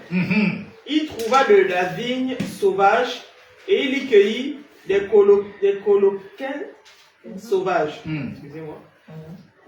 Plein son vêtement. Quand il rentra, il les coupa en morceaux dans le pot où était le potage, car on ne les connaissait pas. Donc le potage, il a même fait. Mais lui, il est sorti. Il allait prendre quoi? De l'icono, de poison, un feu étranger, pour venir mêler ça dans le repas qui est en train d'être fait, ou qui avait déjà été fait, pour faire accuser l'homme de Dieu. C'est-à-dire, dans une famille, Dieu a disposé quelqu'un qui a fait une chose. Et cette chose, en griffe, est censé faire prospérer la famille. Mais celui à qui on n'a jamais donné la commission se dresse et se lève. Il va chercher autre chose. Voyez-vous, je vais prendre un exemple ici. Qui a un sac? Donne-moi un peu comme ça. Très bien. Va du principe que c'est ça la marmite. Maintenant, je dis, Dan, oui, fais un peu cuire du riz, puisque les gens sont venus là, ils n'ont pas mangé. Alexis se lève. Il va dans la cuisine. En partant dans la cuisine, il prend du raston. Il vient, il met dans le riz. N'est-ce pas? Et il vient, il présente. Ton patriarche avait ce qu'on appelle, vous savez, la corbeille des jumeaux. Vous connaissez la corbeille des jumeaux, non? La corbeille des jumeaux, on met quoi à l'intérieur? Je ne sais qu'on met son village, quoi. Le caolet. Alors, on a fait le caolet dans la corbeille des jumeaux. Des jumeaux. Donc, on a fait la corbeille comme ça. On a fait une petite assiette. Et puis, on a fait le caolet, toutes ces choses. On a donné ça, on a dit, bon, comme vous avez vu les jumeaux, au bon, les jumeaux là qui sont venus là, vont faire prospérer la famille. On lègue ça à l'oncle, ou au neveu, ou au petit-fils. Le petit-fils hérite de la corbeille. En héritant de la corbeille, on dit que la corbeille, c'est ce qui va faire prospérer la famille. Seulement, ne mettez pas un corps étranger. Seulement, ne mettez pas du sang. Parce que le jour où vous allez mettre du sang, la corbeille là va devenir un serpent, qu'on appelle mouillard, ou bien bourre. En devenant donc le serpent, il va maintenant réclamer le sang. Or, on sait que le python, quand il est là où le boa, son rôle c'est avaler. Alors, c'est ça qui s'est passé dans les familles gabonaises. On a d'abord au départ légué une marmite. Et la marmite là n'était pas faite pour tuer. Elle était faite pour nourrir. Vous voyez, au départ, Élisée dit fait du riz parce qu'il y a la famine. Donc, parce qu'il y a la misère, la pauvreté dans la famille, le patriarche qui avait la connaissance de la science de la plante verte ou quelque chose dans ce sens, alors a légué donc quelque chose, un héritage ancestral pour la famille. Pour que la famille ne connaisse pas la honte, la désolation, la famille ne connaisse pas la faim, tout ce que vous voulez. Maintenant, en léguant ça à l'héritier, celui qu'on a dit c'est toi qui vas garder. Alors l'oncle vampireux, l'oncle maudit, dont la pensée a déjà été corrompue et dont l'esprit de l'erreur conduit, jaloux ou envieux, n'étant pas étant mandaté, alors qu'est-ce qu'il fait? Il va aussi en Sia, comme disent les jeunes. En partant en Sia, il arrive en Guinda. Il regarde. Il n'y a que 4 maisons. Non. Les maisons ne me plaisent pas. Pourquoi c'est la maison qui est au milieu qu'on a donné l'héritage? Non. C'est pas normal. Pourquoi donc ce sont donc ces enfants qui vont se faire prospérer? Puis mes enfants vont devenir des esclaves. Pourtant, c'est pas ce qu'on a dit. On dit prospérité de la famille. Alors il va. Quand il va amener maintenant un corps étranger. Et quand il met dans la marmite, maintenant ce qui avait été au départ une bénédiction devient maintenant une souillure. Et quand ça devient une souillure, ça devient un problème. On essaie même là pourquoi il est mort. On essaie même pourquoi les enfants ne font plus l'école. On essaie même pourquoi plus personne ne brille. Qu'est-ce qui se passe? C'est parce qu'il y a quelqu'un qui est venu souiller ce qui avait été donné comme héritage ancestral. C'est la même chose. L'Éternel a remis ce qu'on appelle le rouleau. Seulement faites bons usages. Car le rouleau que vous avez pris est une épée à double tranchant.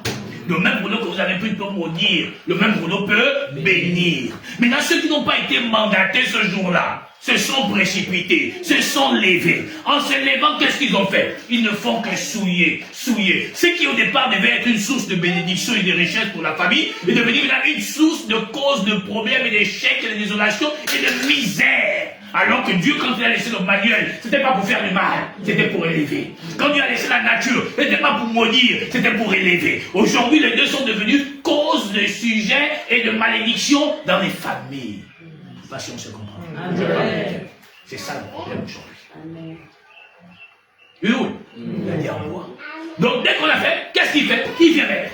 Mais le problème c'est que Dieu, il voit tout. Quand on est l'aigle, il n'y a rien qui nous échappe. Ça veut dire l'aigle, il voit à plus de 4 km. L'aigle. Donc il n'y a pas quelque chose qui peut échapper à l'aigle quand il vole. Il n'y en a pas. Alors l'aigle était là. Alors on apporte maintenant le potage. Il faut maintenant donner aux gens qui ont faim. Pour redonner donc la force. Pour redonner la guérison parce qu'ils aillent. Parce que Marie dit depuis longtemps. Mais pour c'est passé, les gens n'ont pas mangé. Il a une salle. Et l'homme, Dieu est venu avec son rouleau, Dieu est venu avec son riz, Dieu est venu avec son pain, pour dire je vais restaurer, pour que ces gens-là quittent de la faim, quittent de l'obscurité de la ténèbre à la lumière. Mais il dit, tiens, où il est là. Moulio s'est dit, ah, ça, on lui a rien dit. À Marelle, que moi aussi je dois aussi apporter pour que l'homme me dise aussi, me voie que je suis quelqu'un de serviable.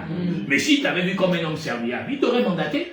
Mais donc si tu m'as mandaté, c'est comme Madame Mourima. Donc comme Madame Mourima, Madame Keounougus. Donc pour qui t'a pas envoyé, puisque Dieu sonde les reins et les cœurs. Donc il t'a Mourima où? Donc Mourima là c'est Mangous. Pourquoi il va t'envoyer? Donc il avait vu que non, Moula, Andikon. Donc si je l'envoie au Vanikon, donc Moula, Andikon, donc Nimamou Bonga, ouais, ma va déjà, Ndébé, Mamoun, quoi, t'as pas de chat, parce que comme tu es moni, ou, man, tu as pris les médicaments, tu allais prendre quelque chose qu'on t'a pas envoyé prendre, tu sais bien que ce que tu allais prendre là-bas dans la vie, là n'est pas une bonne chose, mais tu as quand même amené. Tu sais très bien, là où tu es parti dans la franc-maçonnerie, c'est pas une bonne chose, mais tu es quand même rentré. Tu sais bien que là où tu es parti voir le gaga, c'est pas une bonne chose, tu allais prendre quand même le serment. Tu sais bien que là, tu allais voir le marabout, c'est pas une bonne chose, tu allais quand même prendre sa bouteille. En revenant, vous savez, les Béninois travaillent beaucoup avec les serpents. C'est les maudits, les Béninois, ils aiment les fétiches. Donc, ils aiment toujours le serpent, ils travaillent, tous les Béninois, les marabouts, les Béninois, c'est souvent le serpent, le serpent, le serpent, le serpent. Donc, tu allais prendre. Je vais vous dire, hein, même vous, qui les gens qui vont souvent faire des travaux, là, je vous donne un conseil. Si on vous met dans une bouteille, le serpent, c'était ça. Parce que le serpent, on ne le dompte pas. Il va se retourner contre toi. Donc, si quelqu'un vous prépare un travail, soyez présent et il doit vous expliquer ce qu'il est en train de vous faire. Pourquoi? Parce que si tu as mis le serpent, il ne faut pas t'inquiéter. Quand il va se retourner, tu ne pourras pas arrêter ce qui va se passer dans ton maison. Voilà. Pire, si la personne qui l'a donné sa mort, s'il est mort, tu fais comment?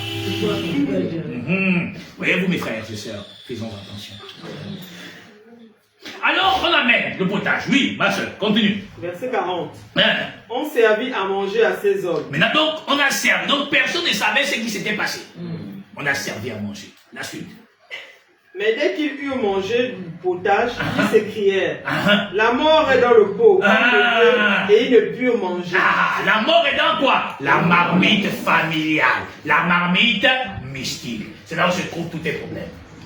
Pourquoi? Parce qu'on a introduit quelque chose qui était contraire à ce qui avait été dit au départ. C'est la cause des problèmes dans les familles. Mais là, quand on goûte, oh non, c'est pas bon. Oh, tellement. Oh, non, c'est pas bon, c'est pas une chose que les gens meurent maintenant, n'importe comment. Là, on commence à s'inquiéter, non? Qui a vu dans une année? Moi, dans ma famille, l'année-là seulement, ce sont 5 qui sont partis. Voilà. Parmi les 5 qui sont partis, les maudites. Voilà. Et puis 2 autres maudits vont les suivre, là. Dans peu. Mais c'est des maudites. Oui, croyez-moi, c'est des maudites. Mais si 5 morts dans une famille, en une année, il soit comme pour dire que, oh, peut-être que ça peut être mon tour, peut-être que ça peut être mes frères, n'est-ce pas? Oui ou non? Voilà. Mais là, quand tu vas venir chercher, on te dit, mais il y a une marmite chez vous. Au départ, la marmite n'était pas faite pour ça. Elle était faite pour vous bénir. Mais qui a amené ça? Oh, mais c'est ton oncle qui a amené le corps étranger qui fait maintenant que aujourd'hui vous avez la stérilité, vous n'avez plus d'argent, vous mourrez n'importe comment, les choses ne prospèrent pas. Parce qu'il y a quelqu'un qui a amené au départ. Voyez-vous? Donc quand on a donc c'est pas une bonne chose, donc c'est pas une bonne chose. La marmite mystique existe, c'est dans les Écritures. On n'a rien inventé ce matin. Là, qu'est-ce qui va se passer? Tiens, sœur, que Dieu te bénisse. Oui, sœur. Verset 41. Élisée dit. Et maintenant, Élisée était là. Toujours, il nous faut un aigle dans la famille. L'homme qui voit, pour que tu ne sois pas dans l'erreur. C'est pourquoi il consultait toujours l'homme de Dieu. Parce qu'il est l'homme qui est Dieu a établi. C'est la vision. Il est un aigle, il voit tout. Il peut te dire, attention. Mais souvent, les femmes de l'assemblée, quand elles sont amoureuses, elles ne voient plus. Alors, on lui dit attention. Ah oui, oh, merci, oh, le boss. Mais quand elles vont là-bas, oh, c'est que tu as dit, c'est pas ça. Est-ce que je me donne un petit nom qu'on m'a donné, le boss? Ouais, très bien. Maintenant, regarde. Maintenant, Élisée est là. Comment va-t-il anéantir la marmite? Comment on peut l'anéantir? La suite. Prenez de la farine. Élisée n'est pas allé chercher autre chose? Il allait où? Dans la nature. Il allait prendre quoi? La farine. Or, la farine représente quoi? La parole. Donc, tu veux l'anéantir dans ta famille? C'est que par la parole. La vraie parole. Pas le boucage. La vraie parole. Élisée va dire, mettez de la farine, oui. Il en jeta dans le pot et dit, oui. Sers à ces gens et qu'ils mangent. Et il n'y avait plus rien de mauvais dans le pot. Mais ils avaient le prophète qui a donné le code pour rétablir l'équilibre de ce qui était censé être une restauration au départ, qui est devenu plus tard une confusion dans la famille. Seule la parole de Dieu restaure ce qui était au départ une bénédiction, qui est devenu sujet de confusion, pour la rétablir dans son équilibre, dans sa nature véritable. Seule la parole. Car au commencement était là, la parole était avec Dieu, et puis Dieu est là. Rien de ce qui se fait ne se fait sans la parole.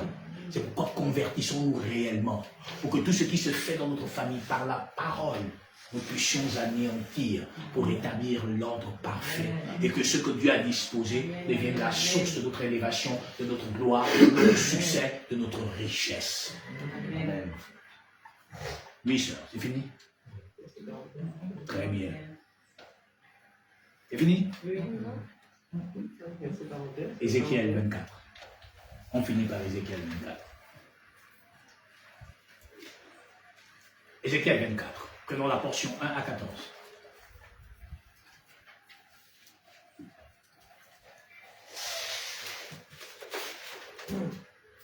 Ézéchiel 24, 1 à 14. 1. La 9e année, 1. le 10e jour du 10e mois, Oui. la parole de l'Éternel me fut adressée en ces mots. Oui. Fils de l'homme, Oui. mets par écrit la date de ce jour, de ce jour-ci. Le On roi dit de même par Babylone, écrit la date de ce jour-ci. Oui. Écrivons la date d'aujourd'hui aussi. Décembre 2025. On a parlé de la marmite mystique. Très bien. Tu veux dire? le roi de Babylone s'approche de Jérusalem en ce jour même. Propose une parabole à la famille de Rébel et dis-leur, ainsi parle le Seigneur, l'Éternel. Oui. Place la chaudière et verse-y de l'eau. Place donc une marmite et verse-y de l'eau.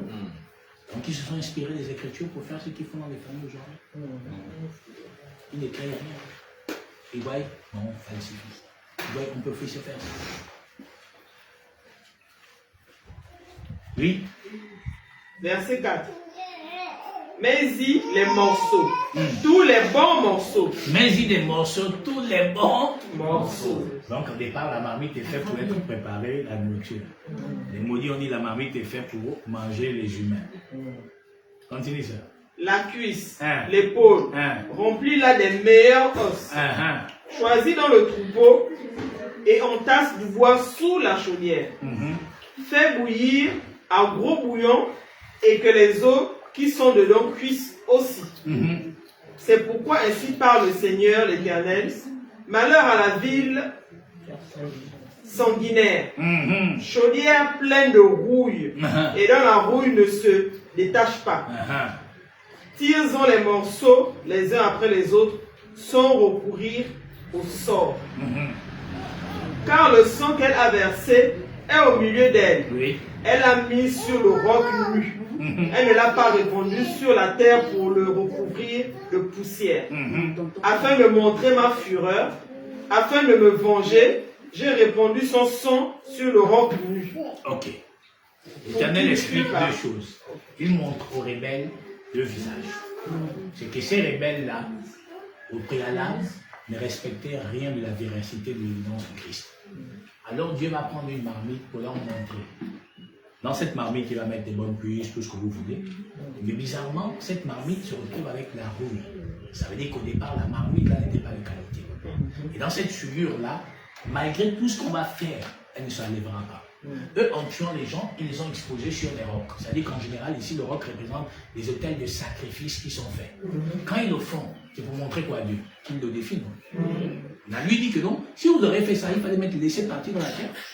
Et la poussière devait recouvrir le sang. Peut-être que je ne verrai pas, mais vous l'avez mis sur les autels pour me défier. Maintenant, moi, en retour, par la même chose que vous avez fait pour tuer, pour détruire, anéantir, c'est par la même chose que moi aussi je vous anéantir. La suite, ça. Verset 8. Afin de montrer ma fureur, afin de me venger, j'ai répandu son sang sur le roc nu pour qu'il ne fût pas couvert. C'est pourquoi ainsi parle le Seigneur l'Éternel. Malheur à la ville sanguinaire. Moi aussi je veux faire un grand bûcher. Voilà. Donc ça veut dire que dans ta famille, ils ont détruit, anéantir, tué, non? Maintenant l'Éternel en toi doit faire quoi? La même chose. Alors pourquoi vous avez pitié d'eux? Pourquoi avez-vous peur?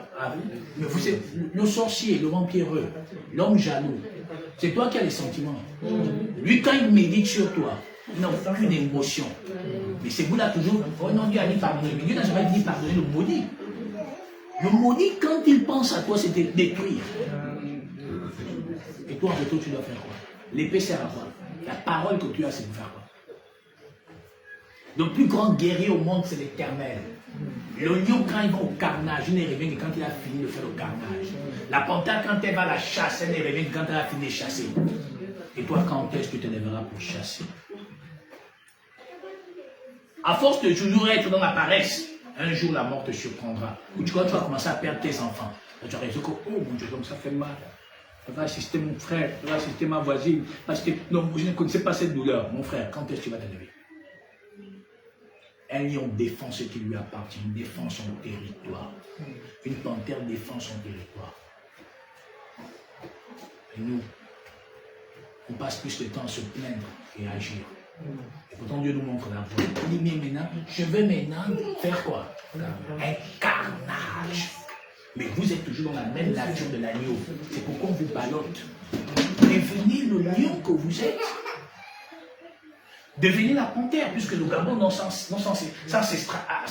ancestralité, chaque Gabonais, c'est une panthère, puisque c'est le totem du Gabon. Devenez ça pour que vos ennemis vous craignent, pour que vos adversaires vous craignent. Mais et comment vont-ils craindre? Quand ils te voient, ils voient sur l'agneau, oh non, c'est bon pour manger.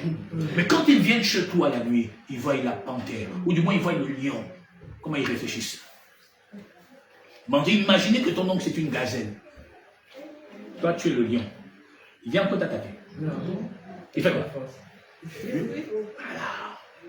Devenez le lion. Parce que nous sommes dans le temps où la nature de Dieu, c'est la nature du lion. Il est rentré quoi? En jugement. Contre qui? Contre ceux qui ont causé tous les échecs de votre vie. Parce qu'ils ont initié ou emmené dans votre famille une marmite par laquelle ils ont décidé de détruire toute une famille ou des générations entières. Mais pour anéantir cette marmite, Dieu t'a montré que c'est par la parole, par le prophète Élisée. Dieu te montre ici que c'est par ta nature du lion que tu peux pouvoir détruire ce qui a été fait. Mais moi, je ne suis pas comme eux. Mais d'accord, c'est ta tante. Mais continue à croire que c'est ta tante. Continue à croire que c'est ton oncle. Continue à croire que c'est ta mère. Parce qu'une mère couvre. L'amour, c'est protéger, c'est défendre, c'est sécuriser. C'est ce que Dieu fait avec nous. L'amour ne livre pas. L'amour ne vend pas. L'amour protège. L'amour supporte. L'amour encaisse pour défendre ce qui t'appartient. Mais quand une mère, un oncle, un père, une tante, je ne sais encore quoi, livre les codes de la porte de ta maison pour donner accès aux méchants, dis-moi à quel instant il t'aime. Dis-moi à quel instant il a la compassion pour toi. Ne va-t-il pas tes larmes, les dépenses que tu fais pour ta santé? Ne va-t-il pas les dépenses que tu fais pour pouvoir trouver seulement un petit, ne serait-ce que la bricole? Ne va-t-elle pas ou ne va-t-il pas le fait que tu dépenses pour pouvoir seulement pouvoir apporter un enfant sur ton tes bras pour connaître la joie de que toutes les femmes connaissent quand elles sont au CHU de Libreville? Elles voient. Puisque c'est une femme de nuit ou un homme de nuit, ou des gens de nuit. Ils voient tes larmes. Ils voient tes larmes sur ta couche. Ils voient tes os tremblants sur ta couche. Ils voient les difficultés que tu as. Tu as un peu de marché, ton affaire ne prospère plus. Ils voient. Mais pourquoi ils n'ont pas de compassion? Parce qu'ils n'ont plus d'émotion. Ils sont dans la nature de l'animal. Mets-toi face à un lion qui a faim. Tu me diras s'il va avoir pitié de toi. Mets-toi face. Ils t'ont mis le Mbumba dans le ventre pour t'empêcher la fécondité. Le Mbumba, la nature nous enseigne. Je vous ai dit ça l'autre jour. Ce serpent noir, il aime rester dans le poulailler. Quand la poule pond des œufs, il bouffe. Quand la poule a mis le poussin au monde, il bouffe. Pour empêcher la descendance. La nature nous enseigne. Ils mettent ça donc autour du rein d'une femme. Donc dès que la chaleur de pouvoir concevoir l'œuf arrive, ils bouffent ça. Les retards, tu ne les as pas. Mais qui est caché derrière ça? C'est celui qu'on n'avait pas mandaté. Qui est jaloux du fait qu'on a laissé quelque chose d'éclat en toi. C'est-à-dire Dieu a laissé ta fenêtre avec sa lumière, son rayonnement. Jaloux de te voir depuis le ventre du ciel de ta mère pour dire que, oh, donc cela va venir quoi? Quelqu'un qui va venir briller au milieu de cette famille-là. Il t'attend. Même parfois depuis le ventre, c'est pas Dieu t'a consacré avant que tu ne naisses. Parce que quand tu sors sans consécration, tu es mort. C'est pourquoi Dieu met son empreinte sur toi. Je vais vous dire une chose. Ce n'est pas un chrétien qui a découvert ou qui a vu l'étoile. Ça n'existait pas, les chrétiens. Ce sont des gangas qui ont vu l'étoile du Christ. Les gars, c'est magicien. Donc nous, on n'est pas magicien, on appelle les gangas. Qui ont vu. Ça veut dire qu'il y a des gens qui existent qui ont la capacité de voir ce que tu es. Ouvre ton énergie. Ce qui est censé t'arriver demain t'arrive dans 5 ans. Parce qu'il puise ton énergie. Il se nourrit de ta lumière. Tu es une étoile. L'étoile, c'est un astre qui brille, qui dégage une chaleur. Et il puise cette chaleur. Rien ne va dans sa vie, tout prospère chez lui. C'est ça la réalité.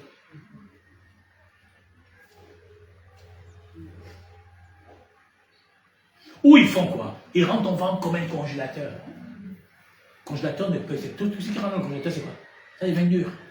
Donc, la température de ton ventre devient la température d'un congélateur. Donc, dès que tu es dans la période pour enfant et pour avoir la fécondité, ça ne peut pas.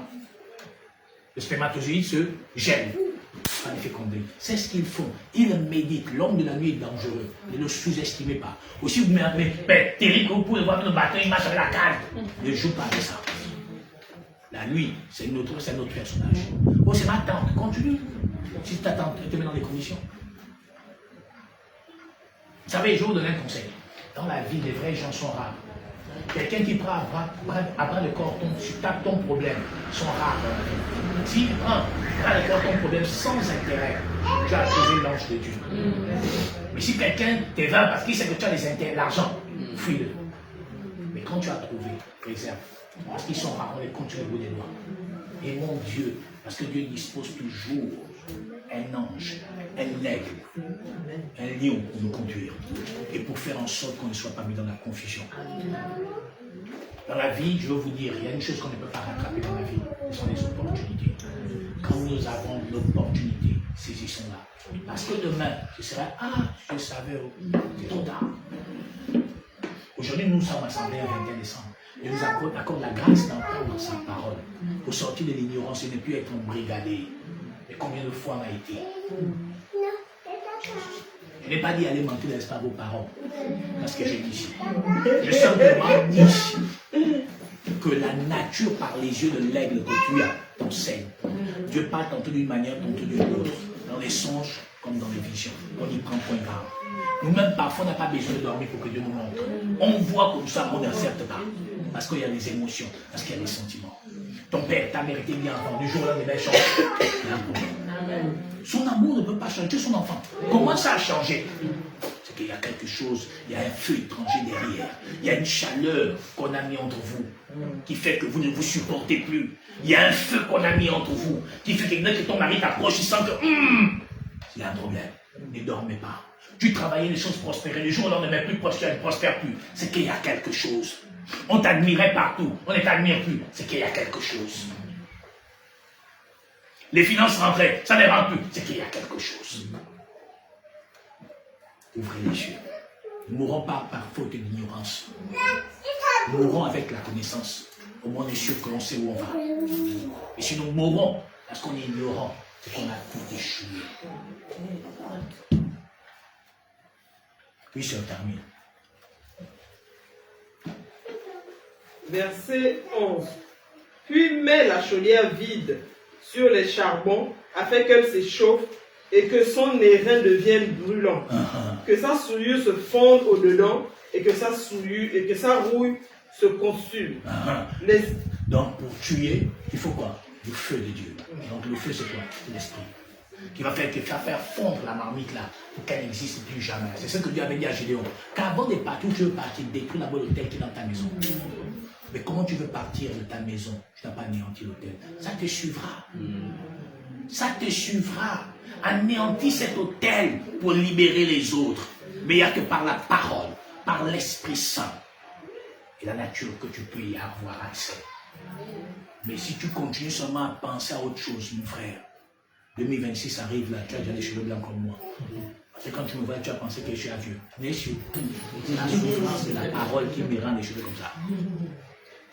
C'est ça que vous voyez là. Mes frères, tu sais quand le soleil te frappe trop, Ça change même la couleur des cheveux.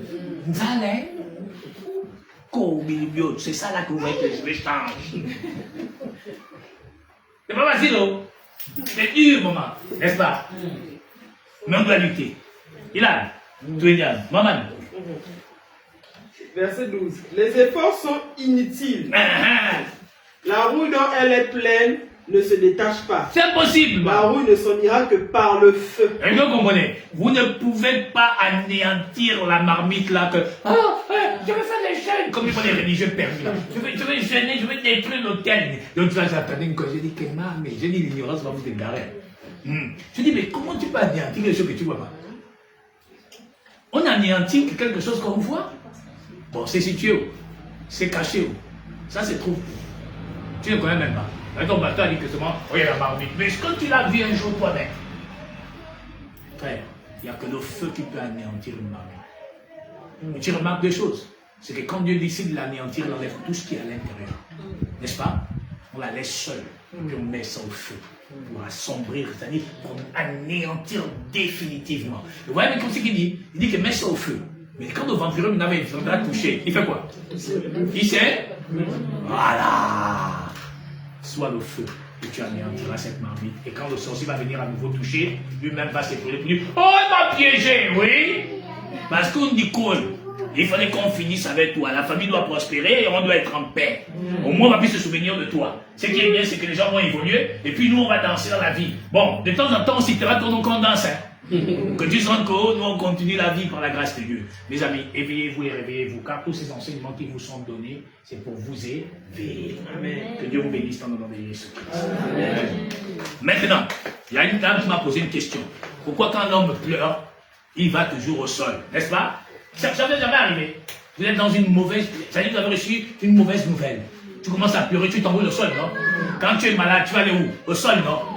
Pourquoi? Elle m'a posé la question. Vous avez une idée pourquoi? Vous savez pas? Mais tu es tiré d'où? Toute ta force vient d'où? C'est normal donc que tu répares à la tête.